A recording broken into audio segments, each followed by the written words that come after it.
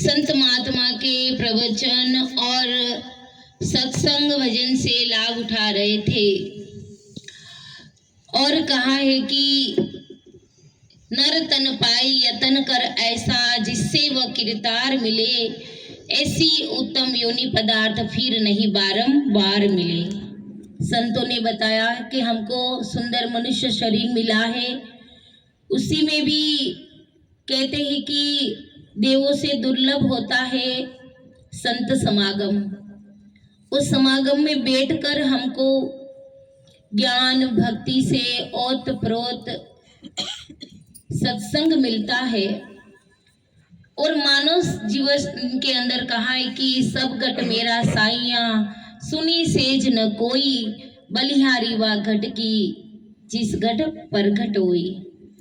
देखो, वही परमात्मा परमपिता की सत्ता और उनका कहते कि सब जगत साम्राज्य है, लेकिन वो तन महान है कि जिसमें वो प्रकट हो गए हैं, जिसमें उनका कहते हैं कि हम दीदार कर पाए, दर्शन कर पाए, वो शरीर सबसे बड़ा है।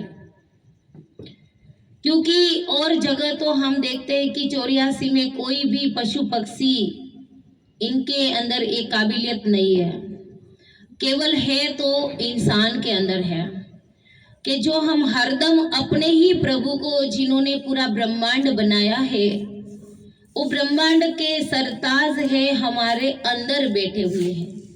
कहा है कि कामिल काम कमाल किया, तूने ख्याल से खेल बनाई दिया, न कागज कलम जरूरत है, बिन रंग बनी सब मूरत है, इन मूरत में एक सूरत है, तूने आप ही मुकाम जमाई लिया, कामिल काम कमाल किया, तूने ख्याल से खेल बनाई दिया।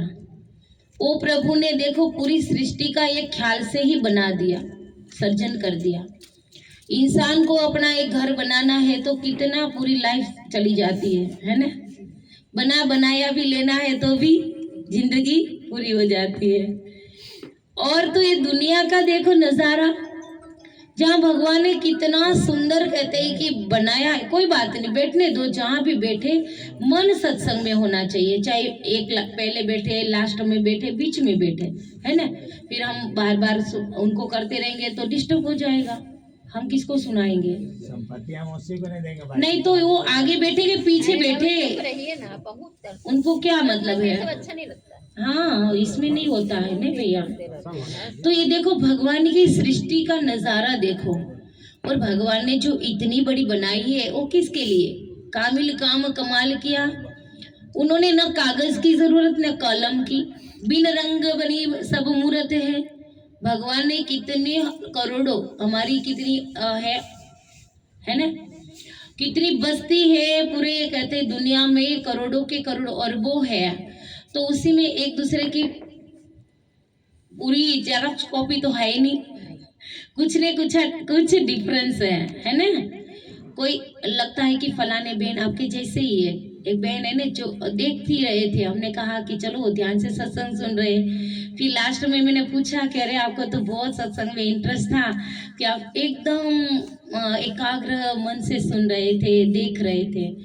बोले भाई जी सत्संग वत्संग की तो पता नहीं है, लेकिन आपको देख के मेरे स्कूल में पढ़ती थी ना लड़की, मुझे याद आ रही थी कि इनको कहीं देखा है। मैंने कहा देखा है, तो कहने का भावार्थ है कि भगवान ने स्वयं शकल किसकी नहीं बनाई है। अगर बना देते तो रोज की प्रॉब्लम हो जाती है ना, पति को ढूंढने कहाँ बड़े बाजार में जाते, बच्चे को ढूंढने कहीं कहीं स्कूल में जाना पड़ता, हर कोई पत्नी कोई गुम हो जाती क्योंकि एक दूसरे की बदल जाती।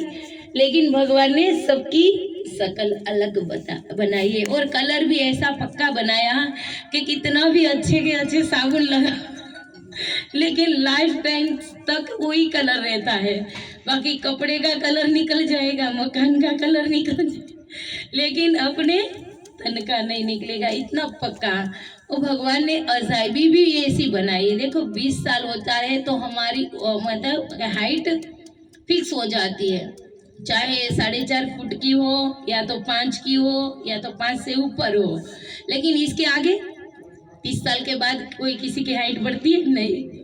अगर बढ़ती हो, जैसे 20 साल में 5 फीट का हुआ, अगर वो 40 फुट में 8 फीट का हो जाता तो मकान की हाट कितनी लेनी पड़ती, बेचारे की हालत कैसी होती। दुनिया में कल्पना तो करो, रियल तो नहीं है लेकिन कल्पना करने में भी हम लोग को लगता है कि क्या दुनिया होती। और भगवान ने ऐसा बना दिया कि देखो, जन्मते ही बच्चे को सारी चीज दे देते पशु पक्षी को, क्योंकि वो जो गाय होती है वो तो कंधे पे अपने उठा के बच्चे को नहीं घूमती, तो तुरंत ही वो चलने लगता है, दौड़ता है कि नहीं, जन्म होते ही दौड़ने लगता है, खाने लगता है, चबाने लगता है, क्योंकि भगवान ने ऐसी रचना की है कि उठा के नहीं। एक बच्चा है, इंसान का होता है तो कहीं कहते महीनों तक उनकी माँ गोदी में उठा के घूमती है, क्योंकि वो चल नहीं पाता है। तो ये तो बताओ, भगवान ने हमारे अंदर भी कैसा बना दिया है मशीन, कैसा भी कचरा डालते हैं वो सब हजम कर देते, खून बना, और ये नाड़ी नाड़ी में वो पहुंचा देते हैं, नस से नस में पहुंचा देते हैं। ये सब भगवान की रचना को हम देख के ये सोचते हैं कि भगवान ने कैसा कमाल कर दिया है। और दुनिया बनाई तो किसके लिए?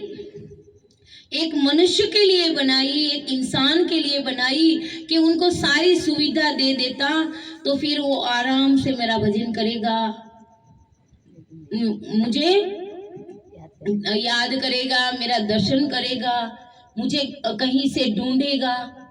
लेकिन उनको ही कहते हैं कि ढूंढने का हमारे पास टाइम नहीं है, और ढूंढ लिया तो दर्शन करने का टाइम नहीं है, और दर्शन हो गया है तो देखो उनके लिए सेवा करने का टाइम नहीं है, भजन करने का टाइम नहीं है। तो भगवान ने कहते हैं कि इतना कहते हैं कि ख्याल से खेल बना दिया, और कहते हैं इन मूरत में एक सूरत है, तूने आप ही मुकाम जमाई दिया।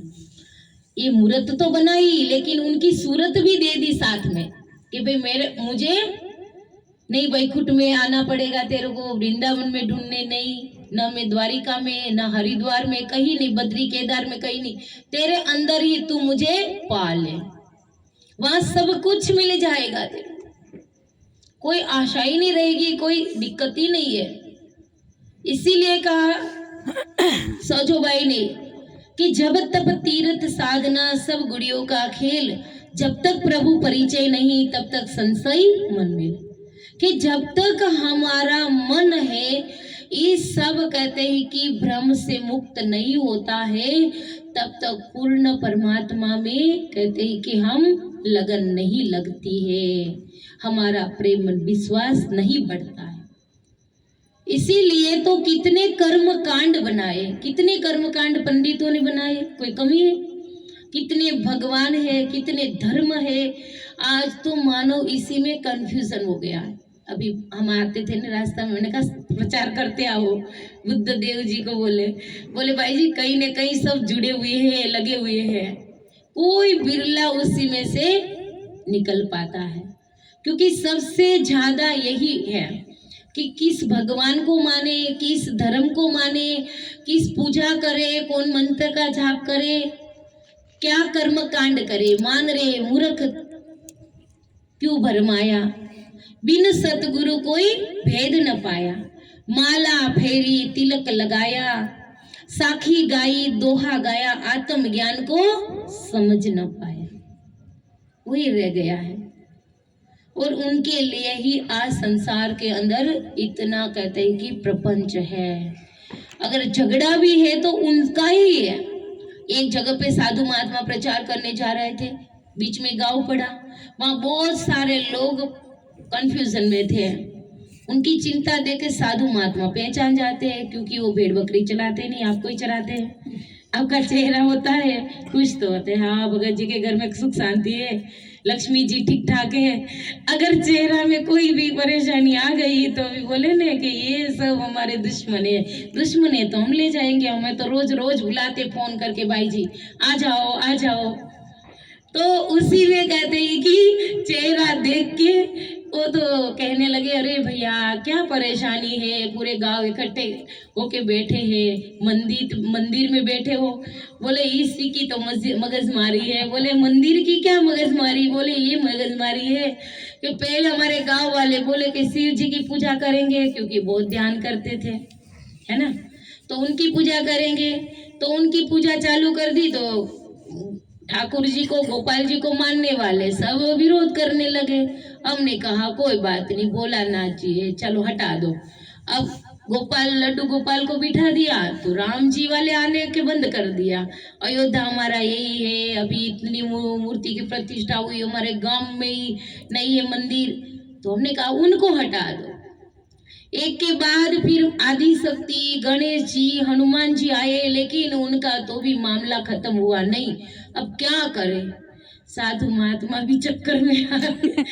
मैं भी इन लोगों को क्या जवाब दूं? उपाय उन्होंने बताया, ऐसा करो आप सारी मूर्ति को हटा दो, ये होटल बना दो। होटल बना दोगे ने तो यहाँ शिव जी वाला भी चाय पीने आएगा, राम जी वाले, माता जी, दुर्गा, सब लोग आके एक टेबल पे खाना खाएंगे, नाश्ता करेंगे, लेकिन वहाँ भगवान के लिए ही झगड़ा।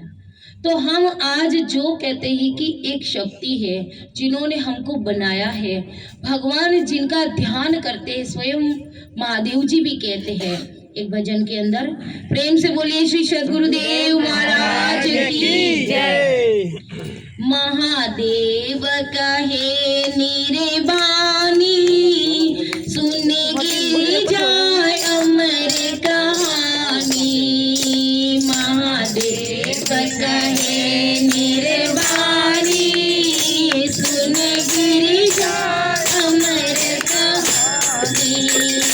जब प्राण अपान मिलावे, जब प्राण अपान मिलावे, तब पूतली उठी जावे, तब पूतली उठ जावे। चढ़े सोन शिखर में प्राणी, सुन गिरिजा अमर कहानी। चढ़े सोन शिखर में प्राणी, सुन गिरिजा अमर कहानी। महादेव कहे नीरे बानी, सुन गिरिजा अमर कहानी। जहाँ ब्रह्म रे गुफा सुखधारी, जहाँ ब्रह्म रे गुफा सुखधारी,